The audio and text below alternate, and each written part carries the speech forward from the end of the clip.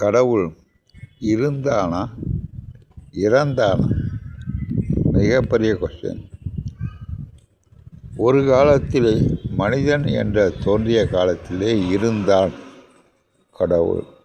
மனிதனோடு பழகினான், பேசினான், வாழ்ந்தான்.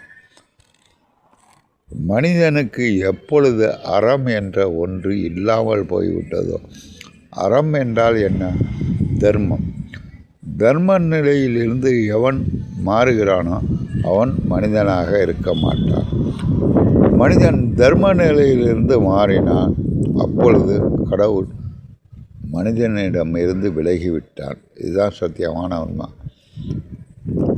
கடவுள்கிட்ட எனக்கு வைத்த பசி என்ன சோறு போடுவான், உடனே இந்தான்னு சோறு என்ன சாப்பாடு என்ன கொடுப்பான்.